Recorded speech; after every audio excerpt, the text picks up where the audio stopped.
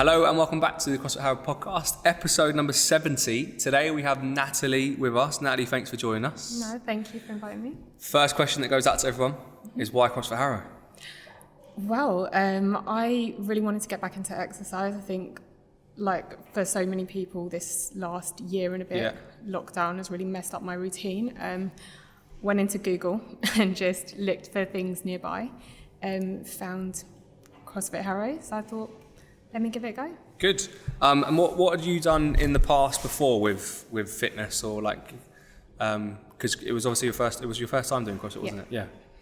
Yeah. So at school and things, I did sports, played tennis, rounders, did a bit of athletics, did martial arts for quite a few years as well, a bit of karate, mostly taekwondo. And is that as an adult or as a child? So I started as a child and it went into adulthood. So did taekwondo through my teens, and then kickboxing was kind of in my mid to late 20s. Okay. Late 20s. And then I did be military fit for about 2 years. That's the outdoors. Everything's outdoors, right? Yeah. How did you manage or cope with that, like on the bad days, let's say? Yeah. Do you know what? I got so into it that actually was okay. So initially, before I tried it, I thought, oh my God, I'm going to hate like going in the rain and the snow and it being all muddy and awful. I was like, I'm not going to like this. And then I found that actually when I did it, it was so much fun. And when you get a good group with you as well. Yeah, exactly. So no, it was good fun. Yeah. So fitness has been quite, or sports, let's say, has been quite a big part of your life. You said tennis was something that you still play? So not anymore, no, unfortunately. But yeah, I did play a bit at school and kind of just for fun when I was younger, like going to classes and things like that. Yeah, was it a lot of after school clubs and things like that as well? Yeah, I used to, do you know what, my mum used to send me off to like all these clubs and things. I did ice skating as well for a few years. So yeah, I used to do like take exams in that. I think it's important that people do try different sports, because otherwise you just, in the previous podcast we spoke about, like you only do, like guys would generally do football. Yeah. Girls might do athletics or swimming, and it's like there's no crossover to any other sports. Yeah. You just about to say you do sorry, I cut you off. Exams in ice skating. Yeah, in ice skating and stuff. So I did a bit of free skating, a little bit of ice dancing for a bit when I was younger. So that was a lot of fun. Wow, I've tried ice skating. It's quite hard. It is. It's fun, but it's difficult. And then, so job-wise, public health doctor. Yes. What is a public health doctor? I train as a medical doctor. Okay. And then my specialty is public health. So it's really about protecting the health of the population. So rather than seeing individual patients, I work on things at a population level. It's about improving people's health, protecting people's health, and supporting healthcare systems. So would these people come to you or like in normal time, or would you go out and visit them? So this would be, sometimes you might do community projects, but it's not a patient-facing role. Fine. So we might work on projects to support the health of a population. Like most recently, I've been working in a hospital and doing projects to support the staff in the hospital. So around staff wellbeing, around cycling, like encouraging staff to get on their bikes, things like that. Yeah, I would imagine the wellbeing part's quite big at the moment, especially the last 18 months with the hospital system being quite overwhelmed with the amount of stuff they've had to do. Yeah. Is it quite a big, has there been quite a big dent into like that side of things, like people struggling at work? Yeah, it's been really challenging. I think particularly for clinical staff in the hospitals, they've come under a lot of pressure. People have been redeployed to support different areas of the hospitals and things. So it has been really challenging. So part of my work was just supporting people around their well-being, checking in with people, making sure that they're okay, finding out what we can do to help them. What support system or kind of things that you put into place, what have you found that works really, really well? What do like a lot of people take use of? Is there anything in particular that you've said, oh, we're going to do this, or how can we help? And they've said, this is what I need. So I think one thing that was really, really popular was we were offering one-to-one calls for staff who were shielding or had been away from work for a long time, and people found that intervention really, really useful. Just having somebody to talk to Would you have met some of these before, or No. Okay. So I hadn't met them. So I had phone calls with them, and it was just really giving people an opportunity to talk, and that was really helpful. And I think they found it easier to open up to someone who's a stranger. Yeah, basically. But it's just someone like I can literally just sit on the end of a phone and just listen to them, and say, okay, like, this is what we've got in terms of support. This is where I'm going to signpost you to, that kind of thing. But yeah, that intervention was definitely very, very well received. Good. I would imagine that over that period of time, there would have been like people also crying out for support and needing it, but then also at the same time would be people that really, really need it, but wouldn't speak up that they needed it. And it'd be like trying to kind of poke at them to be like, look, we can help, but you need to tell us that you need help. Yeah, I think that was it. And some people find it difficult to ask say, for help. I need help. Yeah, exactly. So doing this, like being able to identify the people who were shielding, just being able to offer them that call and say, like, do you need this help? Some people are like, oh no, I'm absolutely fine, but thank you so much for calling. Like, it's really nice. And that to means know. quite a lot to them just in general. Exactly. Yeah, people were like, oh, it's so nice to know that you were thinking of me. Yeah. Even though they didn't need any support, they were perfectly fine. Yeah. And how did you get into kind of medical school? Like, what is that all you've always wanted to do? Funnily enough, no. No. So from school, I actually decided, so it was either going to be Spanish or like biology for me, so two completely different things. And in the end, I went down a science route. I studied physiology. Coming out of school, I thought I wanted to be a research scientist. That was my plan. And then third year of uni, I did my dissertation. It was like this lab-based project, and I absolutely hated it. I was like, okay, this is not for me at all. What did you do on an actual, like, you in the lab studying? Yeah. So I had, those little pipettes? Yep. You've got, and I was used to play around with like them in dropping, science. Yeah, exactly that. I was like dropping solutions into, we were running these tests and things. It was on, they were on cancer cells, basically. Okay. And I was like, this is not for me. And this is your dissertation that you've done? That was my dissertation, yeah, for my third year. I didn't enjoy it. So I was like, okay, need a plan B. Didn't have a plan B at that point. And thought, okay, what am I going to do? And some of the modules that I did when I was studying physiology were quite medical. They were quite clinical. Okay. We got the opportunity to go and watch open heart surgery as well, which was... it was just amazing. It's fascinating. Were you allowed to film it? No. But I remember I went with my friends and we could look through this little window at them doing the surgery and just like watching this heartbeat. I was like, that's incredible. That must be so amazing seeing it in real life. It was amazing. It really was. How long would that procedure, do you remember how long that was? It took a few hours. Yeah. Took a few hours. Do the nurses and doctors like get breaks, or they just like they power through, they just work through? I mean, the surgeons just Surgeons are working through, on their feet, so they've got to have really good concentration. I could imagine, skills and things like that. It's pretty amazing. To definitely watch. A steady hand as well. Oh God, yeah, definitely. Has that like lived with you since you've seen that? Yeah, it's definitely something that I always remember because it was just such a cool experience. And it was that, and I also saw what the medics were studying, and I was like, this just looks really interesting. So I thought, I'm going to apply for medicine and we'll see what happens. I didn't really expect to get in, but I thought I'm going to give it a go. And then I got, I got a place. What's the procedure? What would you do to apply?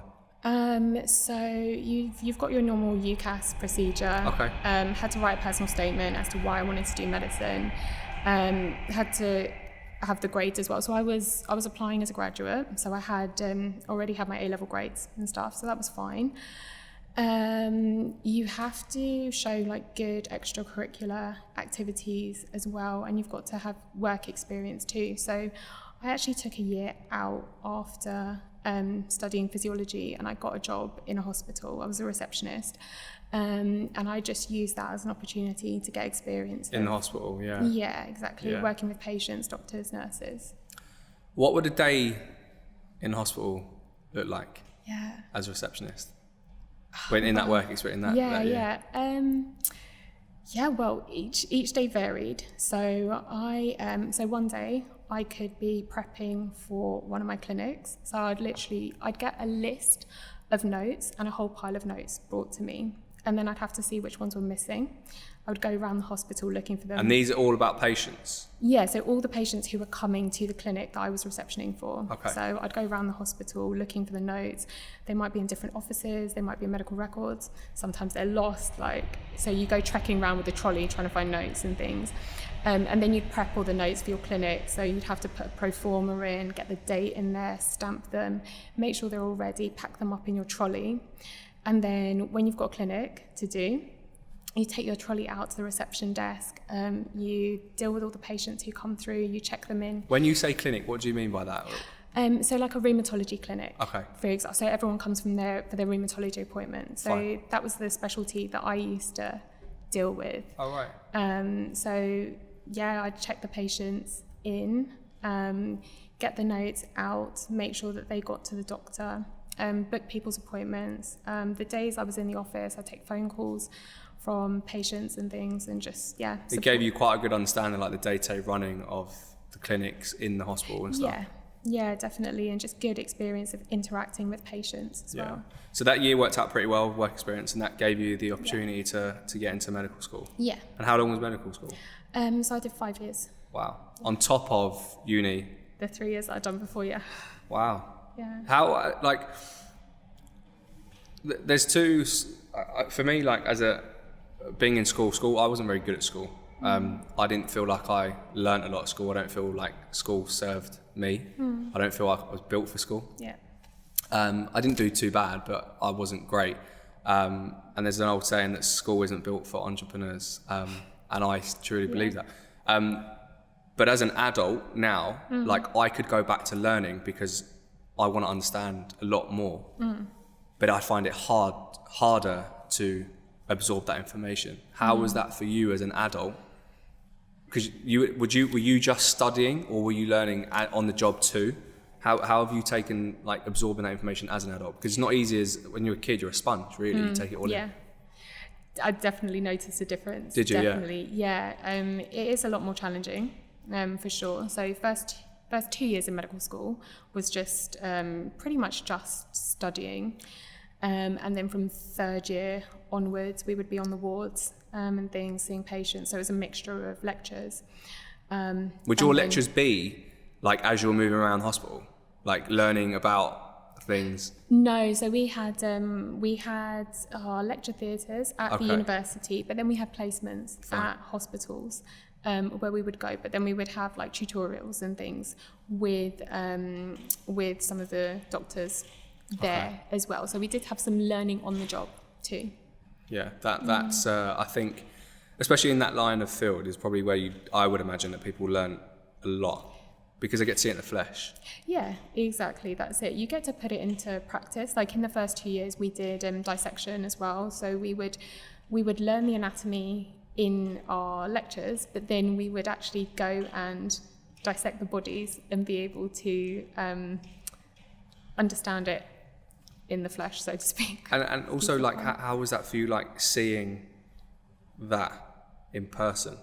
It's all good studying it and seeing it, pictures of models and stuff like that of human, but actually seeing deceased humans is quite. Would it take you back a little bit?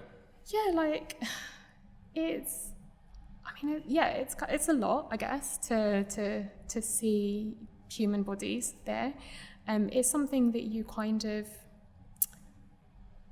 I don't want to say become accustomed to, but yeah, you kind of do. And they're very, you're very much taught to treat those with respect. So that was really that was the ethos from the beginning. It's the people here have given us a gift. They're doing this to help us learn. Because they would have donated. Yeah, exactly. Yeah, so it's very respectful. It's a really useful learning process. I think my university, at least at the time, was not all universities do dissection.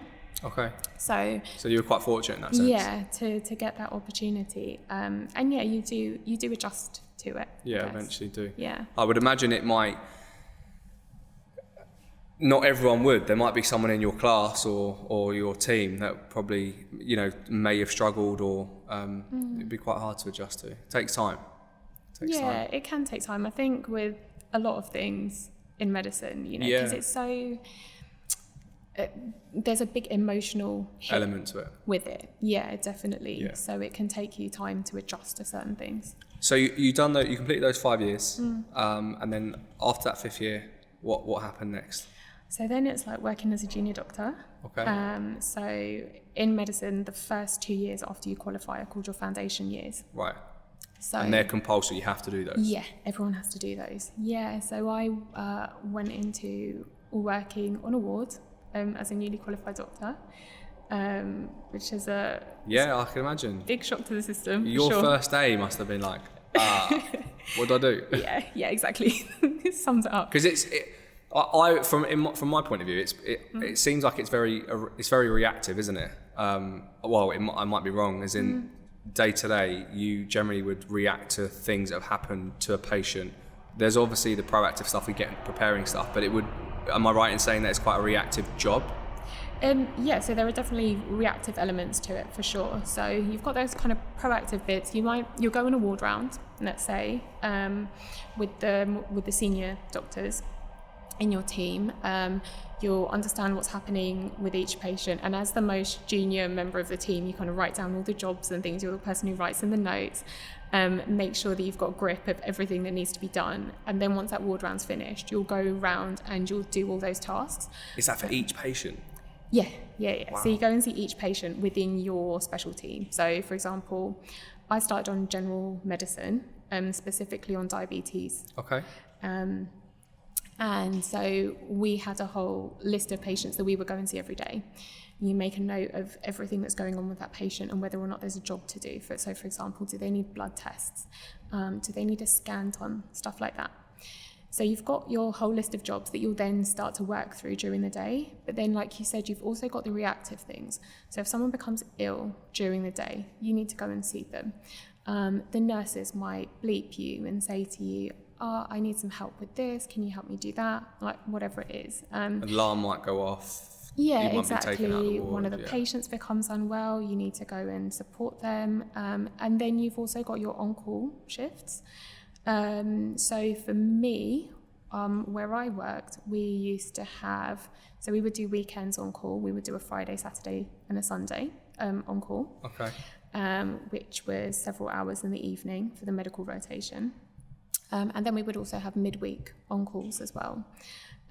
So that's when you're on call basically for the whole of all the medical patients in the hospital. So a nurse on another ward can bleep you about a patient that you've never seen before, and you then have to go and find out what's wrong with that patient and help them. And you had no history of that patient before, you wouldn't have worked, obviously you wouldn't have worked with them. No. And if the hospital was very big, you could literally be going from one side to another. Yeah. It's a very challenging job, isn't it? Yeah, definitely. I don't think there's ever an easy day. No. There's easier days, but never an easy day. No, I wouldn't say an easy day, but yeah, like some days easier. Because the hours are quite long as well, right? Yeah, they can be. There's no kind of standard 9 to 5 in hospital. So how do you manage training and your own, not necessarily even training, but just your own life around that? Yeah, it kind of took a backseat in the beginning. I mean, the first year I was working, I was doing kickboxing then, and I remember there were so many classes that I just did not get to because I just could not leave the hospital on time. I suppose in your first year you also want to absorb everything that you can and want to be seen as like, I'm here to want to learn and not just kind of passing the time. Yeah, I don't feel like you can get by anyway by doing that. You kind of just have to be there, just be really present, and I don't know, for me I was like, I want to do this to the best of my ability. So it's not the kind of job where you're like, right, it's 5 o'clock, like I'm leaving, because if someone gets sick, of course. You have to. And I think most people going into nursing or being doctors, that you sign up for that, that's an expectation, kind of, that's not going to happen. But it's just very interesting to see how, managing certain supporting your fitness, your own health, your own social life, because obviously that's what makes you enjoy your career as well, right? It's all kind of goes hand in hand. It can't just be work. No, you want to have a balance. And I definitely tried as best I could. Like, I did sign up to the gym there, did the kickboxing classes and things like that. But yeah, sometimes work just means that, exactly, you can't do those things. So have you stayed in that same job since, in the same place, or have you moved hospitals and progressed from there, right? Yeah, so in my second year I moved to a different hospital, so that was my second foundation year. Okay. Then after that I actually had a year where I went back to university and did a master's. Wow. You haven't stopped learning. I spent a lot of time at university. What's because I do know a few people that have done masters. What's your decision behind wanting to do a master's? So for me, it was actually because I'd applied for psychiatry training. Okay. So after you do your first 2 years, typically what you do is then specialise. And I'd applied for psychiatry and I didn't actually get in. And so I needed a plan B. And I'd been interested in public health. I spoke to a careers advisor who suggested that I do a master's to see if I liked it. So I thought, okay, I'll try. So I applied for a master's and I worked part-time in the hospital to fund my way through that. So yeah, that was my reasoning behind it. What was your master's in? Public health. Public health? Yeah. Public health. Yeah. Well, that's a lot of learning.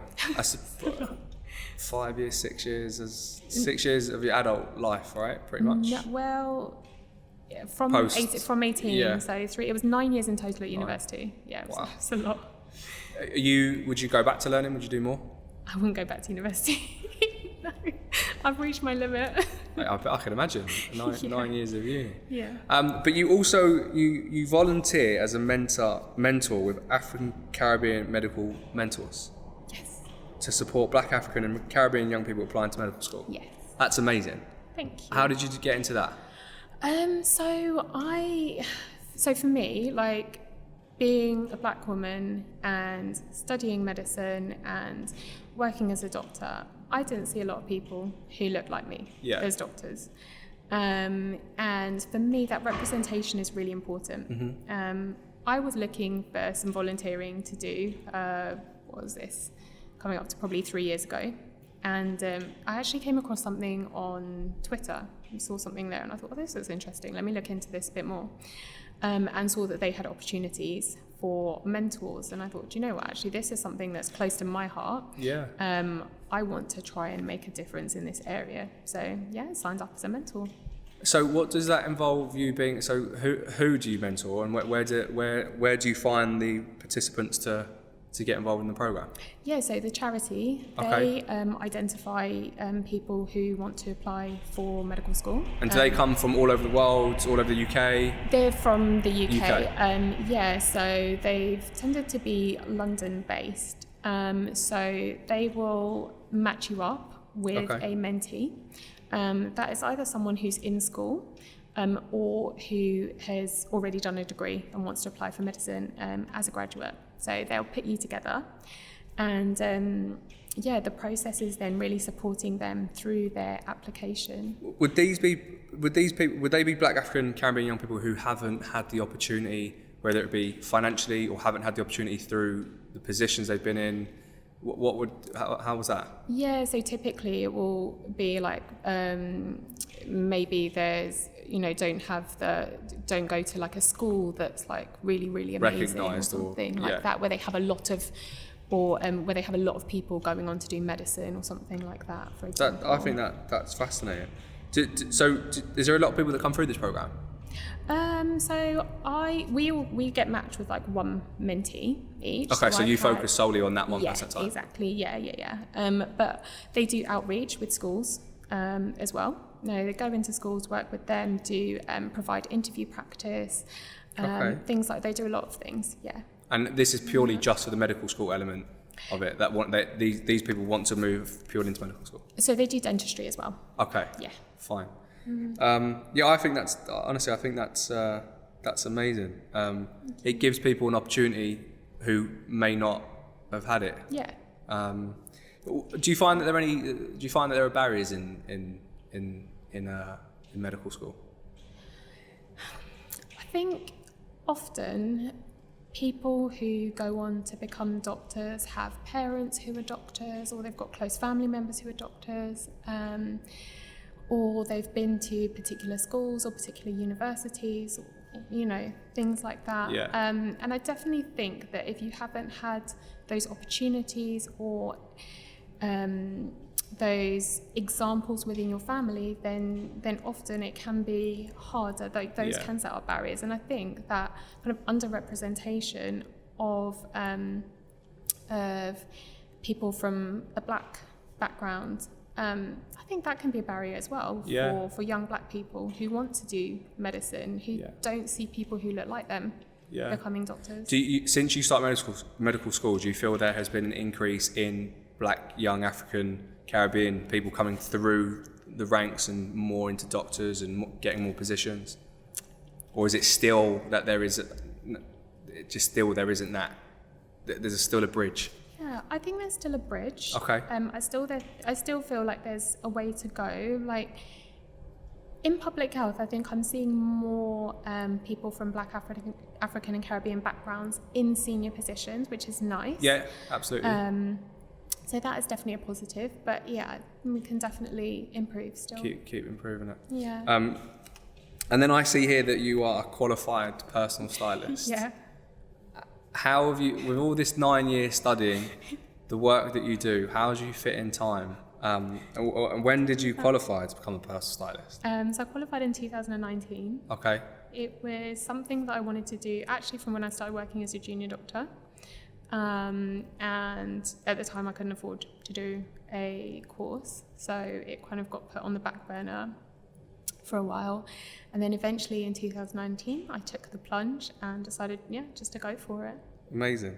You've done that 2019, but something that you've always wanted to do. Yeah. And what's kind of the aim for it? Where do you want it to go? Is it something that you're wanting to style people? Is it something that you wanted to grow online? What's the aim? Styling people. It's really about building people's confidence through their clothes and helping people find their personal style. In your position that you kind of, in your studies, have you found that just people don't know how to dress? Because there is that sounds quite harsh, but the appearance of someone can drastically change just by what they're wearing, let alone like the way they style their hair or the way that if I didn't have a beard, for example, people probably wouldn't recognise me. So do you find that there's a massive change in that? I think there's definitely, I think you do kind of see people maybe just not realising what necessarily works for them. So maybe not understanding their body shape 100%. I think that's quite a big one. Colours work for them, and sorry, I'm laughing because I recently went to the barber's and there's going to be people laughing whilst they're watching this at me. And I saw a particular hairstyle that I like, and I showed him the picture and he's like, I can't do that to you because one, you don't have the head shape, and two, your hair's not that thick. And I'm grateful that he gave me that honesty. But it was quite a harsh reality to be like, I'm actually never going to have that hair or that style. So I think body shape's quite, when it comes to clothes, there's certain colours, for example, I guess, and fits that people should and shouldn't wear depending on their shape. Yeah, so I think there are things definitely that are more flattering to your body shape or to your skin tone, whatever that is, and less flattering. But I'm also very much of the opinion that, you know, if you love something and it makes you feel good, even if it's not, you know, the perfect thing for your body shape or the perfect colour for you, like if you feel good in it, go for it. Makes you feel comfortable. Essentially is that like a happiness element, right? Yeah, exactly. So you working with people at the moment? So I just worked with a friend recently, did a colour analysis for her and just did a styling session for someone else recently. So yeah, it's kind of, I'm taking kind of small steps with it because working full time as well is challenging. How big do you want it to go? Is it just a hobby for you at the moment? I know that you mentioned about like slowly increasing your business, but is it something that you want to take on a bigger scale? I'd like to build it up more, probably so that I could do it, kind of work both jobs part time. alongside each Oh, other. wow. I would love to do that in the future.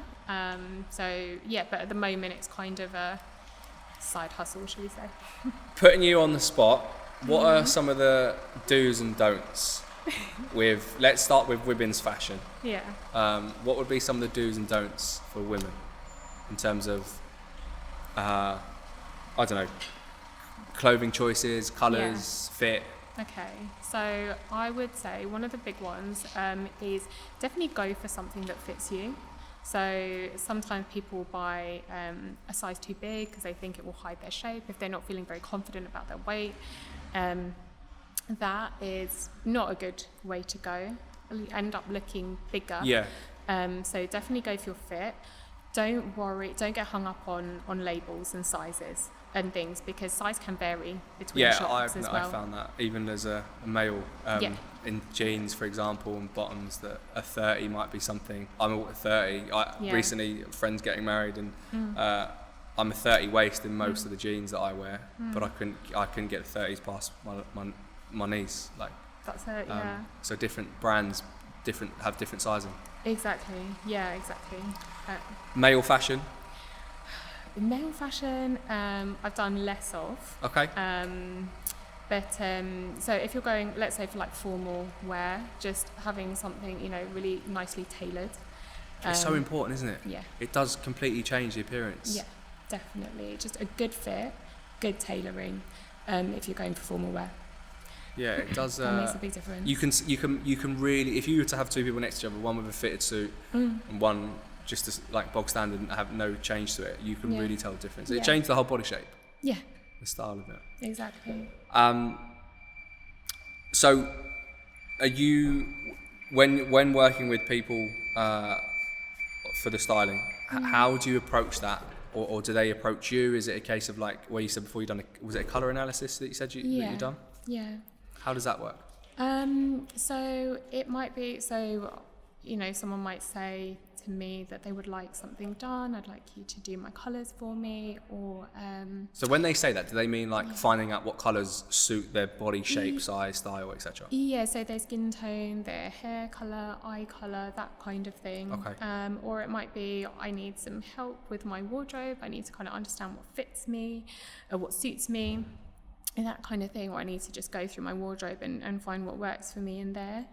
So then I'll give them a questionnaire, ask them some questions about like what kind of styles they like, what colours they like, what they don't like, what they struggle with in terms of dressing themselves, all of those kinds of things. And then, we'll sit down, we'll go through that questionnaire.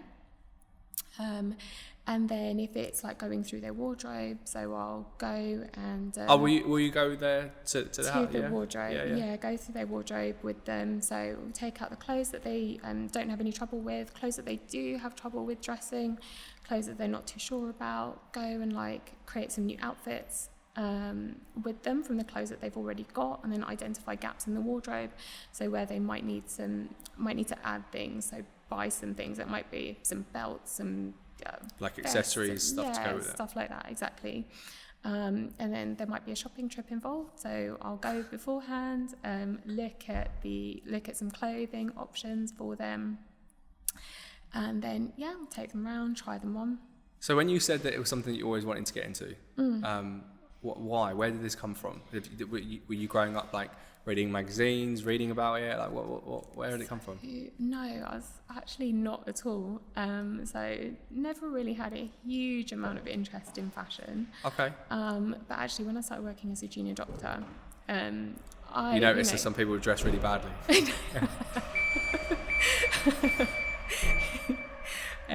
Like we were saying, how the job was so stressful. Yeah.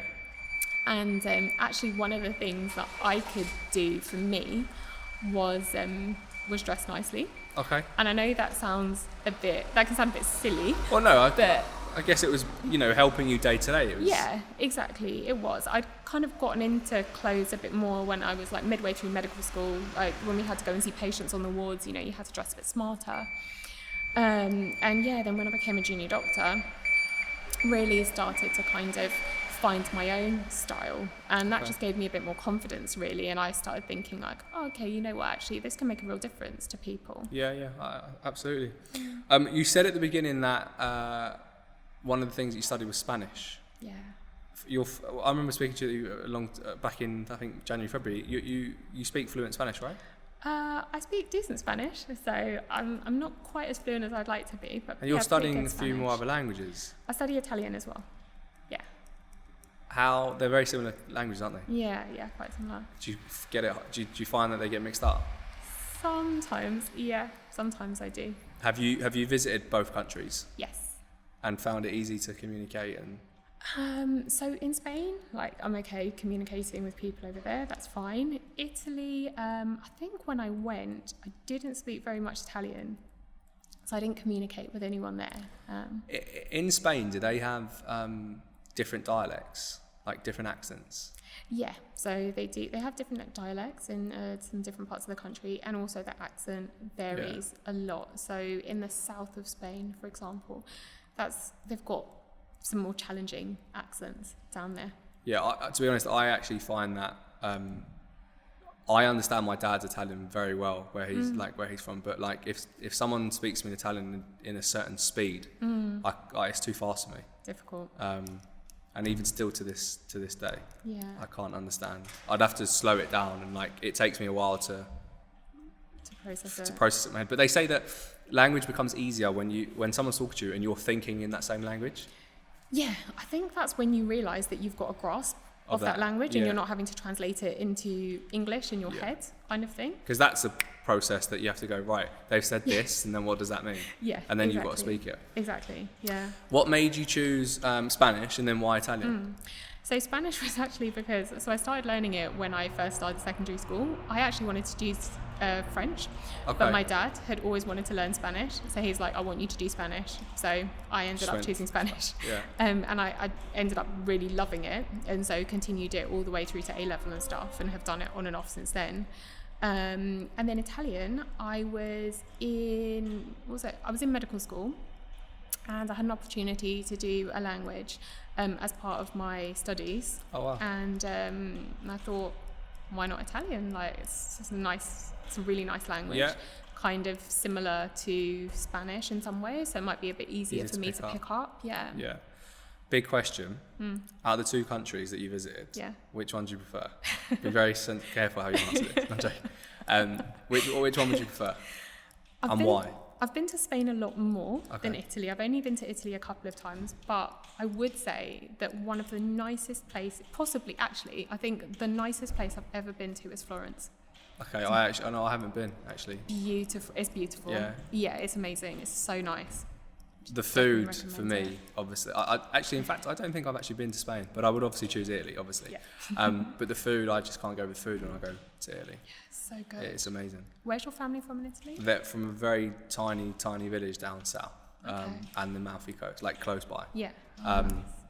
So I think whatever part of Italy you go to, you are guaranteed to eat amazing food. Yeah, you're blessed with good food. What other countries have you visited, and can you speak any other languages apart from Spanish and Italian? So I can't speak any other languages properly, but I can count to 10 in a few different languages. Right. Was this something from school or you've just learned on it? They're just things I've picked up over, like doing martial arts. You learn to count in different languages. Okay. So like a little bit in Japanese, a little bit in Korean, from doing karate and taekwondo. I've been to India. Was that through medical school or just as a holiday? No, so that was just as a holiday. So I went with a friend. Her family are from India. They've got a house. Her grandparents have got a house there. So she invited me on holiday. So I spent 2.5 weeks in India, which was great. Yeah, it was really, really fun holiday. Yeah, really I would imagine so. I've never been. It's a place I'd like to go.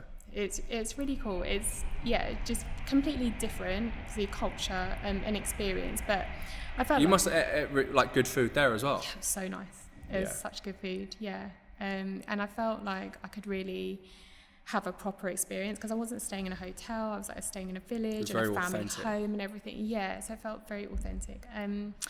As part of medical school, I went to Peru. Okay. That was nice as well. Yeah, that's a country that I'd love to visit, like the whole South America side. I'd love to go there. It's lovely. Yeah. Yeah. What's your next, like, what are your personal goals out the next 6 to 12 months? Well, I'm starting a new job Okay. on Wednesday. So yeah, that is for me kind of getting, feeling confident in that role. Is it completely new role? Yeah, so it's public health, Yep. doctor still, but it's a more senior role, so Okay. it's going to be a big step up.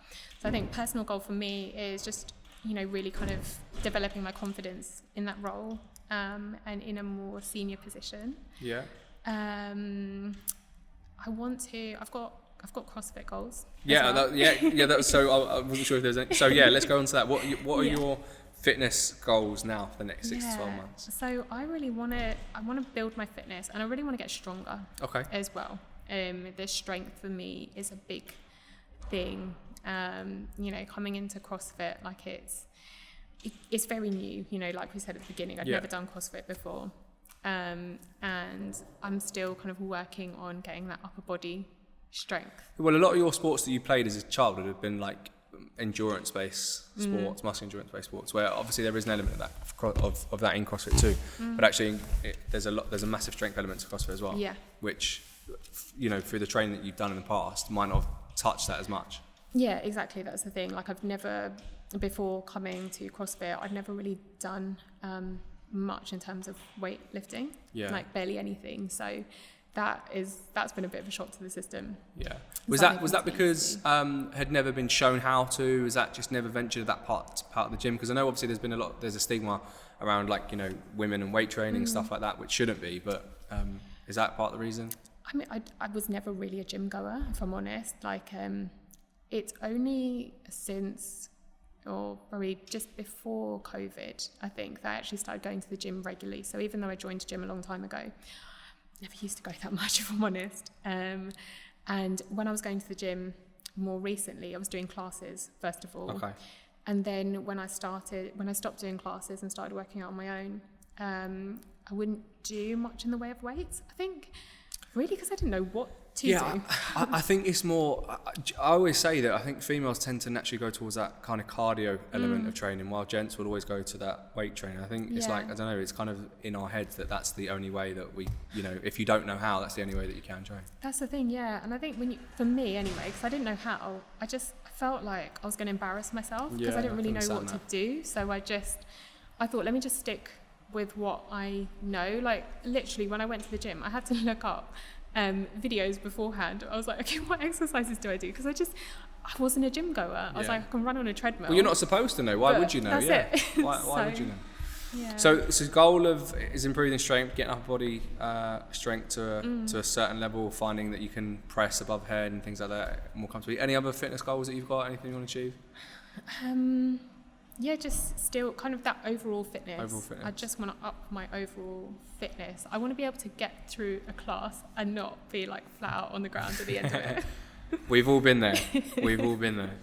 Natalie, we've run out of time for today, so thank you very much for joining us. Pleasure. Guys and girls, join us back next week.